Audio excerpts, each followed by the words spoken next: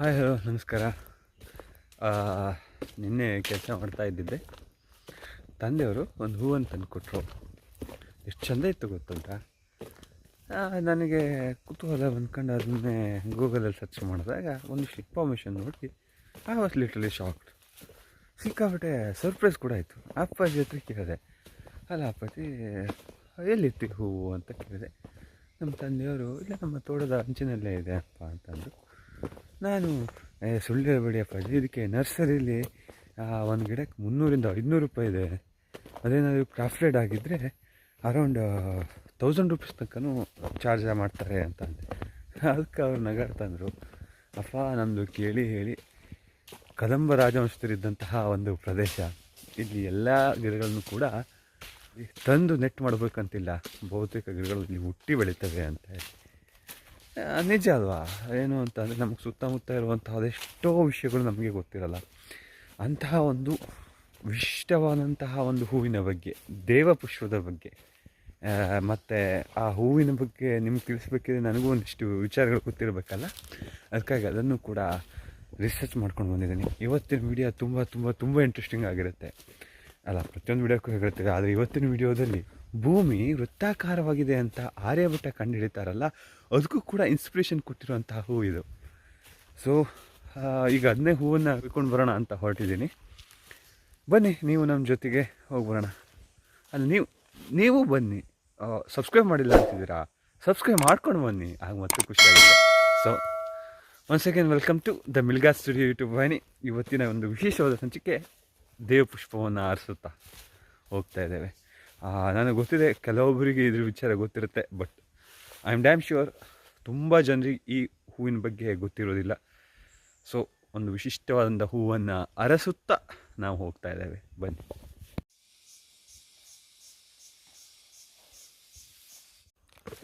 ಯಾರೆಲ್ಲ ಲಲಿತಾ ಸಹಸ್ರನಾಮವನ್ನು ಓದ್ತಾ ಇರ್ತೀರೋ ನಿಮಗೆಲ್ಲರಿಗೂ ಈ ವಿಚಾರ ತಿಳಿದಿರುತ್ತೆ. ಲಲಿತಾ ಸಹಸ್ರನಾಮದಲ್ಲಿ ಒಂದು ಕಡೆ ಬರುತ್ತೆ, ಕದಂಬ ಮಂಜರಿ ಕ್ಲಿಪ್ತ ಕರ್ಣಪೂರ ಮನೋಹರ ಅಂತ. ಅಂದರೆ ಕದಂಬ ಹೂವುಗಳನ್ನು ಕಿವಿಗೆ ಆಭರಣಗಳಾಗಿ ತಾಯಿ ಧರಿಸಿರ್ತಾಳೆ ಅಂತ ಹೇಳಿ. ಕದಂಬ ವನವಾಸಿನಿ ಅಂತಲೂ ಬರುತ್ತೆ. ಅದು ಕಾಳಿದಾಸನ ಶ್ಯಾಮಲಾ ಮಂಡಕಮ್ಮಲ್ಲಿ ಬರುತ್ತೆ. ಮಾತಾ ಮದಕತ ಶ್ಯಾಮ ಮಾತಂಗಿ ಮಧುಶಾಲಿನಿ ಕುರ್ಯಾತ್ ಕಟಾಕ್ಷಂ ಕಲ್ಯಾಣಿ ಕದಂಬ ವನವಾಸಿನಿ ಅಂತ ಕೂಡ ಬರುತ್ತೆ. ನನಗೆ ಆ ವಿಚಾರ ಕದಂಬ ವನವಾಸಿನಿ ಅಂತ ಹೇಳೋದು ತುಂಬ ಆಶ್ಚರ್ಯವನ್ನು ತರಿಸಿತ್ತು. ಆಗ ಯೋಚನೆ ಕೂಡ ಬಂದಿತ್ತು, ಈ ಕಾಳಿದಾಸ ಅವರು ಕದಂಬ ವನವಾಸಿನಿ ಅಂತ ಬರೀತಾರಲ್ಲ, ಆಗ ಬನವಾಸಿಯ ಕದಂಬರು ಬಂದಿದ್ದು ತದನಂತರ. ಕಾಳಿದಾಸ ಆಗಲೇ ಬರೆದಿರ್ತಾನಲ್ಲ, ತುಂಬ ವಿಚಾರಗಳು ಆಗ ಯೋಚನೆ ಬಂದಿತ್ತು. ತಾಯಿ ಲಕ್ಷ್ಮಿ ಕದಂಬ ವನವಾಸಿನಿ ಅಂದರೆ ಕದಂಬ ಮರಗಳು ಎಲ್ಲಿರ್ತಾವೋ ಅಲ್ಲಿ ವಾಸ ಮಾಡ್ತಾಳಂತೆ. ಕದಂಬ ಪುಷ್ಪ ಅವಳಿಗೆ ಅತ್ಯಂತ ಪ್ರಿಯವಾದಂತಹ ಪುಷ್ಪವಂತೆ. ಸೊ ಇವತ್ತು ನಾವು ನೋಡ್ತಾ ಇರುವಂತಹದ್ದು ಕದಂಬ ಪುಷ್ಪದ ಬಗ್ಗೆ. ಬನವಾಸಿಯ ಕದಂಬರು ಅಂತ ಬರ್ತಾರಲ್ಲ, ಅದರ ಸ್ಥಾಪಕರಾದಂತಹ ಮಯೂರವರ್ಮ ಹುಟ್ಟಿದ್ದು ಕೂಡ ಕದಂಬ ಮರದ ಕೆಳಗೆ ಅನ್ನುವಂತಹ ಒಂದು ಉಲ್ಲೇಖ ಇದೆ ನೋಡಿ. ಒಂದು ರಾಜವಂಶದ ಹೆಸರು ಒಂದು ಮರಕ್ಕದೆಷ್ಟು ತಳುಕು ಹಾಕ್ಕೊಂಡಿರುತ್ತೆ ಅಂತ ಹೇಳಿ. ಅದೇ ಈಗಷ್ಟೇ ಹೇಳಿದ್ನಲ್ಲ, ಲಲಿತಾ ಸಹಸ್ರನಾಮದಲ್ಲಿ ಕೂಡ ತುಂಬ ಕದಂಬದ ಕುರಿತಾಗಿ, ಕದಂಬ ಪುಷ್ಪದ ಕುರಿತಾಗಿ ಹೆಸರುಗಳು ಬರ್ತವೆ ಅಂತ. ಈ ದೇವ ಪುಷ್ಪಗಳಂತ ಕರೀತಾರಲ್ಲ, ಈ ಪಾರಿಜಾತ ಆಗಿರ್ಬೋದು, ಸಂಪಿಗೆ ಆಗಿರ್ಬೋದು, ಕೇತಕಿ ಆಗಿರ್ಬೋದು, ಅದೇ ರೀತಿ ಕದಂಬ ಪುಷ್ಪವು ಕೂಡ ದೇವಪುಷ್ಪವೇ ಸರಿ. ಇದರ ಪರಿಮಳ ಇರ್ತದಲ್ಲ, ಯಾರು ಈ ಗಿಡವನ್ನು ನೆಟ್ಟಿರ್ತಾರೋ ಅವ್ರಿಗೆ ಗೊತ್ತಿರುತ್ತೆ. ಅವರ ಉದ್ಯಾನದಲ್ಲಾಗಿರಲಿ ಅಥವಾ ಕಾಡಿನಲ್ಲಾಗಿರಲಿ ತುಂಬ ಪರಿಮಳದಿಂದ ಕೂಡಿರುತ್ತೆ ಈ ಹೂವು. ಇದು ನಿನ್ನೆ ನಾನು ಸ್ಟೇಟಸ್ಗೆ ಹಾಕಿದ್ದೆ. ಆ್ಯಕ್ಚುಲಿ ಅದೆಷ್ಟು ಜನ ಕೇಳಿದ್ರು ಗೊತ್ತಾ, ಈ ಗಿಡ ಎಲ್ಲಿ ಸಿಗುತ್ತೆ, ಗಿಡ ಎಲ್ಲಿ ಸಿಗುತ್ತೆ, ನರ್ಸಲ್ಲಿ ಸಿಗುತ್ತೆ. ನಮ್ಮ ಹತ್ರ ಯಾವುದೇ ರೀತಿ ಅವೈಲೇಬಿಲಿಟಿ ಇಲ್ಲ, ಮೊದಲೇ ಹೇಳಿರ್ತೀನಿ. ತುಂಬ ಜನರು ಕೂಡ ಇದೊಂದು ಈ ಹೂವನ್ನು ಗೆಸ್ ಮಾಡಿ ಅಂತ ಹಾಕಿದ್ದೆ, ಕರೋನಾ ಹೂವು ಅಂತ ಅಂದರು. ಯಾಕೆ ಅವ್ರು ಕರೋನಾ ಹೂವು ಅಂತ ಹೇಳಿದ್ರು ಅಂತ ಹೇಳಲಿಕ್ಕೆ ಕೂಡ ಒಂದು ಕಾರಣ ಇದೆ. ನಾನು ನಿಮ್ಗೆ ಆ ಹೂವನ್ನು ತೋರಿಸಿದಾಗ ನಿಮಗೆ ಅದ್ರ ಬಗ್ಗೆ ಗೊತ್ತಾಗುತ್ತೆ. ಈ ಕದಂಬ ಪುಷ್ಪ ಇದೆಯಲ್ಲ, ಇದು ಮಹಾಲಕ್ಷ್ಮಿಗೆ ತುಂಬ ಪ್ರಿಯವಾದಂಥ ಹೂವು. ಅದರಲ್ಲೂ ಹೆಚ್ಚಾಗಿ ಆಲ್ರೆಡಿ ನಾನು ಹೇಳಿದ್ದೀನಿ, ಲಲಿತಾ ಸಹಸ್ರನಾಮ ಪಾರಾಯಣ ಮಾಡುವಾಗ ಈ ಹೂವನ್ನು ಬಳಸ್ತಾರೆ. ಅದರ ಜೊತೆಗೆ ಈ ಶ್ರಾವಣ ಸೋಮವಾರ ಮತ್ತು ಶ್ರಾವಣ ಶುಕ್ರವಾರದ ಪೂಜೆ ಮಾಡ್ತಾರಲ್ಲ, ಆಗ ಈ ಪುಷ್ಪಕ್ಕೆ ತುಂಬ ಡಿಮ್ಯಾಂಡ್ ಇರುತ್ತಂತೆ. ಇನ್ನೊಂದು ವಿಚಾರವನ್ನು ನಾನು ಈಗಲೇ ಹೇಳಿದ್ದೆ, ಏನು ಅಂತ ಅಂದರೆ ಆರ್ಯಭಟ ಐಸಾಕ್ ನ್ಯೂಟನ್ಗಿಂತ ಮೊದಲೇ ಭೂಮಿಗೆ ಗುರುತ್ವಾಕರ್ಷಣ ಬಲ ಇದೆ ಅಂತ ಹೇಳಿ ಕಂಡು ಹಿಡಿದಿದ್ರು. ಆದರೆ ಅವರು ಅದನ್ನು ಎಲ್ಲೂ ಉಲ್ಲೇಖ ಮಾಡಿರಲಿಲ್ಲ. ಅವರಿಗೆ ಈ ಭೂಮಿಯಲ್ಲಿ ಗುರುತ್ವಾಕರ್ಷಣ ಬಲ ಇದೆ ಅಂತ ಗೊತ್ತಾಗಿದ್ದು ಕೂಡ ಈ ಕದಂಬ ಪುಷ್ಪವನ್ನು ಒಂದು ಇನ್ಸ್ಪಿರೇಷನ್ ಅಂತ ಕಾಣೋದಾಗಲೇ. ನಿಮಗೆ ಅದನ್ನು ಕೂಡ ಒಂದು ಹೇಗೆ ಅವರು ಕಂಡುಹಿಡಿದ್ರು ಅಂತ ಒಬ್ಬರು ಎಕ್ಸ್ಪ್ಲೇನ್ ಮಾಡ್ತಾರೆ. ಅದನ್ನು ನಿಮಗೆ ನಿರೂಪಣೆ ಮಾಡಲಿಕ್ಕೆ ನಾನು ಟ್ರೈ ಮಾಡ್ತೀನಿ, ಆಯಿತಾ? ನೋಡಿ, ಮಾತಾಡ್ತಾ ನಾವು ದೇವಪುಷ್ಪವನ್ನು ಅರಸುತ್ತಾ ಸುರ ನದಿಯ ತೀರಕ್ಕೆ ಬಂದಾಗಿದೆ. ಇದು ಸುರ ನದಿ ಅಂತ ಕರೀತಾರೆ ಈ ನದಿಗೆ. ಬೇಸಿಗೆ ಆದಾಗ ಆಬ್ವಿಯಸ್ಲಿ ಅದೆಷ್ಟು ಅಂತ ನೀರಿರುತ್ತೆ, ತುಂಬ ಕಲ್ಲುಗಳೇ ಕಾಣಿಸ್ತಾ ಇದೆ.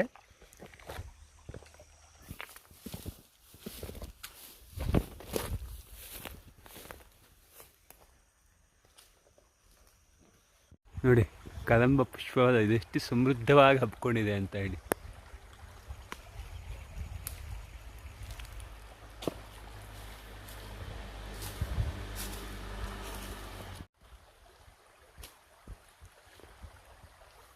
ನೋಡಿ, ಮರದ ತುಂಬ ಕದಂಬ ಪುಷ್ಪ ಅಳಿಕೊಂಡು ನಿಂತಿದೆ. ಇದಾಗೋದಾದ್ರೆ ಹಾಗೆ ತುಂಬ ದೊಡ್ಡ ಮರವಾಗಿ ಆಗುತ್ತೆ. ಇದೇ ನೋಡಿ ಕದಂಬ ಪುಷ್ಪ. ನೋಡಿ, ಯಾರಿಗಾದರೂ ಈ 2020 ನಂತರದವರಿಗೆಲ್ಲ ಇದು ಕರೋನಾ ರೀತಿಯೇ ಕಾಣಿಸುತ್ತೆ ಅಲ್ವಾ? ಈ ಹೂವು ಸುಮಾರು 3 ದಿನಗಳ ಕಾಲ ಮರದಲ್ಲಿ ಅರಳಿರ್ತದಂತೆ. ಈ ಹೂವು ಇತಿಹಾಸದಲ್ಲಿ ಕೂಡ ಪ್ರಸಿದ್ಧಗೊಂಡಿರುವಂಥದ್ದು, ಪುರಾಣಗಳಲ್ಲಿ ಕೂಡ ಉಲ್ಲೇಖವಾದಂಥದ್ದು. ವಿಚಾರ ಏನಪ್ಪ ಅಂತ ಅಂದರೆ, ಶ್ರೀಕೃಷ್ಣ ಗೋಪಿಕೆಯರನ್ನೆಲ್ಲ ಮರದ ಮೇಲೆ ಉಗ್ಸುತ್ತಿದ್ನಲ್ಲ, ಆ ಮರ ಕೂಡ ಕದಂಬ ವೃಕ್ಷ ಅಂತ ಅಂತಾರೆ. ಶ್ರೀಕೃಷ್ಣ ಕೊಳಲು ಮುತ್ತಿದ್ದು ಕೂಡ ಕದಂಬ ವೃಕ್ಷದ ಮರ ಕೆಳಗೆ ಅಂತ ಹೇಳ್ತಾರೆ. ಮತ್ತು ಜ್ಯೋತಿಷ್ಯದ ಪ್ರಕಾರ ಪ್ರತಿಯೊಂದು ನಕ್ಷತ್ರಗಳಿಗೂ ಒಂದೊಂದು ರೀತಿಯಾದಂತಹ ಒಂದು ಮರಗಳನ್ನು ಉಲ್ಲೇಖ ಮಾಡಿದ್ದಾರೆ. ಯಾರು ಶತಭೀಷ ನಕ್ಷತ್ರದಲ್ಲಿ ಹುಟ್ಟಿರ್ತಾರೋ ಅವರು ಈ ಕದಂಬ ವೃಕ್ಷವನ್ನು ಪೂಜೆ ಮಾಡಿದ್ರೆ ಅವರ ಇಷ್ಟಾರ್ಥಗಳು ಸಿದ್ಧಿಯಾಗ್ತದೆ ಅಂತ ಕೂಡ ಹೇಳ್ತಾರೆ.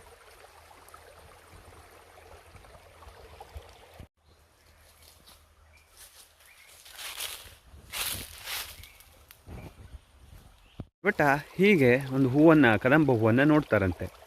ಭೂಮಿ ವೃತ್ತಾಕಾರ ಆಗಿದೆ ಅಂತ ಹೇಳಿದ್ಮೇಲೆ ಈ ಮೇಲ್ಗಡೆ ಕೂಡ ಒಬ್ಬರು ಮನುಷ್ಯರು ನಿಂತ್ಕೊಂಡಿರ್ತಾರೆ, ಕೆಳಗಡೆ ಕೂಡ ಒಬ್ಬರು ಮನುಷ್ಯರು ನಿಂತ್ಕೊಂಡಿರ್ತಾರೆ. ಆದರೆ ಕೆಳಗಡೆ ಇರುವಂತಹ ಮನುಷ್ಯ ಯಾಕೆ ಬೀಳೋದಿಲ್ಲ ಅಂತ ಯೋಚನೆ ಮಾಡಿದಾಗ ಭೂಮಿಯ ಅಂತರಾಳದಲ್ಲಿ ಯಾವುದೋ ಒಂದು ಆಕರ್ಷಣಾ ಶಕ್ತಿ ಇದೆ ಅಂತ ಅವರು ಪ್ರತಿಪಾದಿಸಿದ್ರಂತೆ. ಸೊ ಈ ರೀತಿಯಾಗಿ ಆರ್ಯಭಟರಿಗೂ ಕೂಡ ಒಂದು ಇನ್ಸ್ಪಿರೇಷನ್ ಕೊಟ್ಟಂಥ ಹೂವು ಇದು ಕದಂಬ ಪುಷ್ಪ.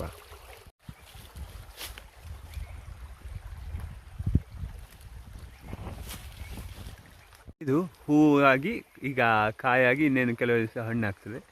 ಈಗ ನಿಮ್ಗೆ ಹಣ್ಣು ತೋರಿಸೋಣ ಅಂತ ಅಂದರೆ ಯಾವುದೇ ರೀತಿಯಂಥ ಹಣ್ಣಿಲ್ಲ, ಯಾಕಂದರೆ ಈಗಷ್ಟೇ ಹೂವು ಶುರುವಾಗಿ ನಿಧಾನಕ್ಕೆ ಉದುರಿ ಕಾಯಿ ಹಣ್ಣು ಆಗ್ತಾಯಿದೆ.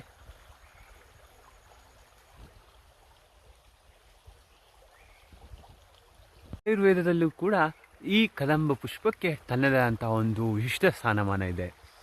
ಈ ಮರಕ್ಕೆ ವಿಷವನ್ನು ಹೀರುವಂತಹ ಒಂದು ಗುಣವಿದೆ ಅಂತ ಹೇಳ್ತಾರೆ. ಈ ಮರ ಏನಾದರೂ ಒಂದು 100 ಮರ ನಿಮ್ಮ ಊರ ಸುತ್ತಮುತ್ತ ಇದೆ ಅಂತ ಆದರೆ ನಿಮ್ಮ ಊರಿಗೆ ಯಾವುದೇ ರೀತಿಯಲ್ಲಿ ಸಾಂಕ್ರಾಮಿಕ ರೋಗಗಳು ಬರುವುದಿಲ್ಲ ಅಂತ ಕೂಡ ಹೇಳ್ತಾರೆ.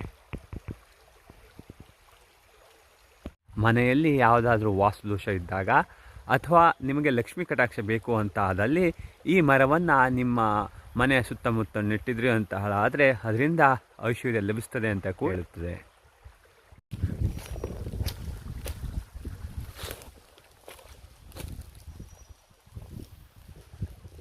ಒಂದೇ ಒಂದು ಸುಂದರ ಗಾಳಿ ಬೀಸಿದಾಗ ಹೂವಿನ ಎಸಳುಗಳೆಲ್ಲ ಕೆಳಗೆ ಬೀಳುವಂತಹ ಒಂದು ಸಂದರ್ಭದಲ್ಲಿ ನಾವೇನಾದ್ರು ಕೆಳಗೆ ಇದ್ದರೆ ನಾವೇ ರಾಜರು ಅಂತ ಒಂದು ಫೀಲ್ ಬರುತ್ತೆ.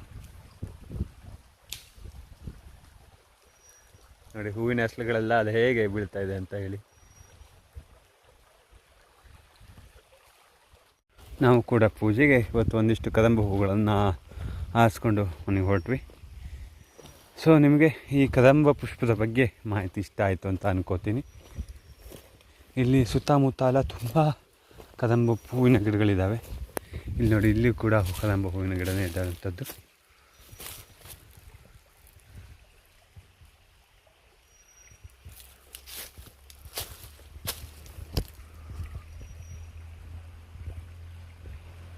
ಸೊ ಕದಂಬ ಹೂವಿನ ಕುರಿತಾಗಿ ಒಂದು ಚಿಕ್ಕ ಪರಿಚಯ ಇದಾಗಿತ್ತು.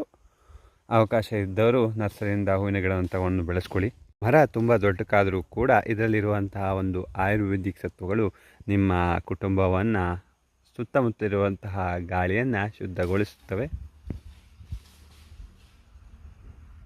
ಸೊ ಇವತ್ತಿನ ಈ ವಿಶೇಷ ವಿಡಿಯೋ ನಿಮಗೆ ಇಷ್ಟ ಆಯಿತು ಅಂತ ಅನ್ಕೋತೀನಿ.